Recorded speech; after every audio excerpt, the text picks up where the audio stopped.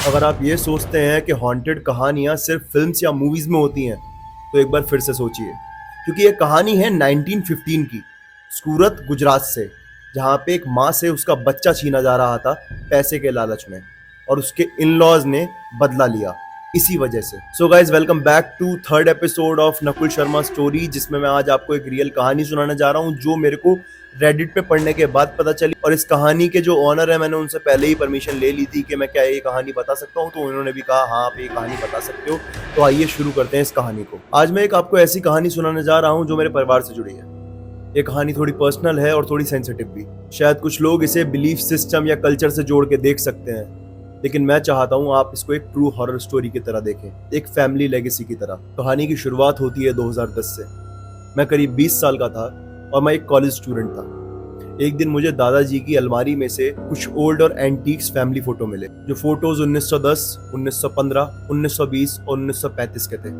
लेकिन कुछ दो फोटोज थी जिन्होंने मेरी अटेंशन ग्रैब कर ली। एक फोटो में 10 लोग थे जिन्होंने व्हाइट ड्रेसेस पहन रखी थी, और जो उन फोटोज के अंदर लेडीज थी उन्होंने बहुत ज्यादा हैवी गोल्ड पहन रखा था। और दूसरी फोटो थी जिसके अंदर करीब 12 लोग थे, सेम लोकेशन पर, बट फ्लोर दूसरा था। मैं इन फोटोज को लेके दादाजी के पास पहुंचा और मैंने पूछा, दादाजी ये कौन है? दादाजी की उम्र करीब 95 साल थी।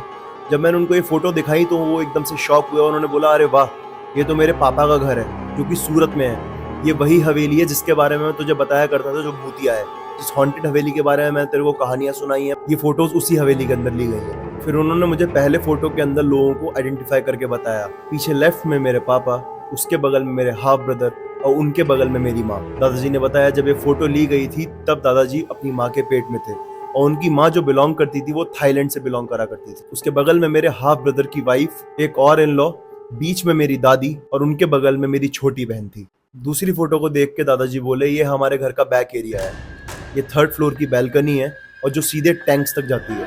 वहीं हमें उस इन लॉ की बॉडी मिली थी, और जो मेरे हाफ ब्रदर की गोदी में बच्चा है उसको सैक्रिफाइस होने से बचाया गया था। ये सुन के मैं काफी शॉक हो गया कि क्या बातें कर रहे हैं। और उसके बाद उन्होंने एक ऐसी बात करी जिसको सुनने के बाद मेरी रातों की नींद उड़ गई। उसके बाद उनका हाथ अपनी दादी की फोटो पे गया और उन्होंने जोर से चिल्ला के बोला, इसने मारा था। और फिर उनका हाथ इन लॉ पे गया और उन्होंने बताया कि ये पूरी जिंदगी इनको हॉन्ट करती रही। ये पूरी कन्वर्सेशन एक रिचुअल को लेके हो रही थी।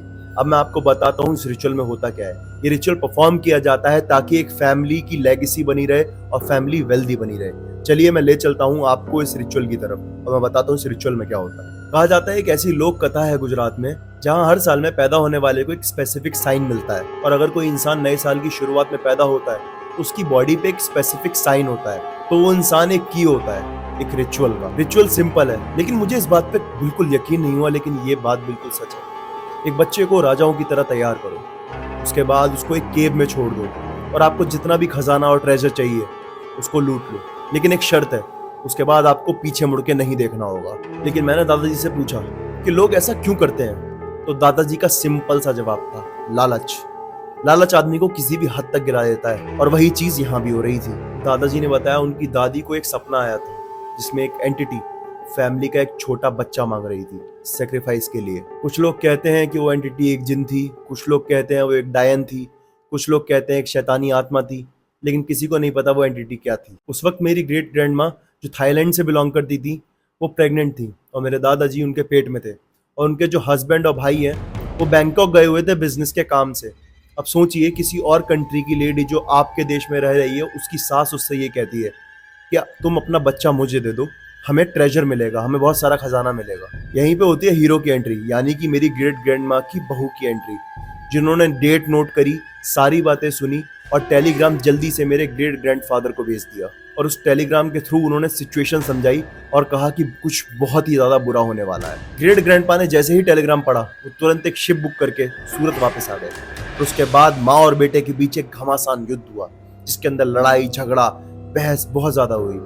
लेकिन उसके बाद जो उनकी बहू थी, उनसे उनकी माँ को बहुत ज्यादा नफरत हो गई। दादाजी ने बताया जब ये रिचुअल हो रहा होता था तब आपको एक साउंड सुनाई देता था जब आप केव से बाहर निकल रहे होते थे, जिसके अंदर एक ऐसी आवाज आती थी जैसे किसी की गर्दन टूट गई हो। और अगर आप इस रिचुअल के दौरान पीछे मुड़ के देख लेते हैं तो ना तो खजाना बचता था, ना ही बच्चा बचता था। अगर बच्चा किसी तरह बच भी जाता था तो वो या तो बीमार रहता था या फिर बोल नहीं पाता था, सुन नहीं पाता था, बेड से उठ नहीं पाता था, या किसी ना किसी वजह से अपाहिज हो जाता था, या उसकी बहुत बुरी हालत हो जाती थी कि वो इस दुनिया के अंदर जीने लायक बचता ही नहीं था। दादाजी कहते थे जो वो बहू थी और उनकी दादी हैं, वो कभी एक दूसरे की शक्ल देखना बिल्कुल पसंद नहीं करते थे। सब जानते थे क्यों, लेकिन कभी कोई कुछ बोलता ही नहीं था। लेकिन एक दिन वो इन लॉ गायब हो गई। हफ्तों ढूंढा गया, पुलिस में रिपोर्ट करी गई, हर जगह ढूंढा, हर शहर ढूंढा, लेकिन वो नहीं मिली। लेकिन एक दिन जब नौकरानी पानी चेक करने के लिए ऊपर टैंक्स में गई, तो वहां पे उन्हें एक लाश मिली जो थी उन्हीं इन लॉ की, और उस पानी के टैंक के अंदर वो मरी हुई मिली। सबको पता था जिस हिसाब से वो टैंक्स बनाए गए हैं, जितनी उनमें ऊंचाई है, जो भी है, वहां कोई नॉर्मल इंसान नहीं जा सकता। लेकिन मेरे दादाजी को पता था कि उस इन लॉ का जो मर्डर किया गया है वो मेरी दादी नहीं किया है, लेकिन कोई कुछ बोलता ही नहीं था। लेकिन उसके बाद पता नहीं अचानक से दादी को क्या हो गया। दादी दिन भर घबराती रहती, कभी गिरती, कभी चिल्लाती, कभी ये कहती कि वो मुझे मार देगी, कभी ये कहती कि वो मेरी टांग खींच रही है। मेरे पापा को बुलाती, कहती जल्दी से मेरे साथ ऊपर चल, नॉक करती उनके दरवाजे पे कि वो मुझे टैंक से बुला रही है, टैंक में चिल्लाने की आवाज आ रही है। और ये आत्मा की सजा पूरे 8 साल चली।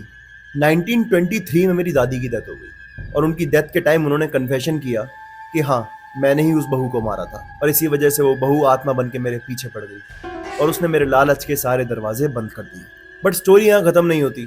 जिस बच्चे का सेक्रीफाइस होना था, यानी कि मेरे दादाजी, वो 90s तक जिए, और इस डॉक्टर ने बताया था कि ये बच्चा 1 साल तक भी नहीं जिएगा। उस बच्चे की मौत 101 का होने के बाद हुई, यानी कि मेरे दादाजी की डेथ हुई थी जब वो 101 साल के पूरे हो गए थे। लेकिन मेरे दादाजी ने मुझे एक बात बताई थी जो मुझे बहुत ज्यादा अच्छे से याद है, कि इंडिया एक रिचुअल्स का लैंड है, इंडिया एक वंडर्स का लैंड है।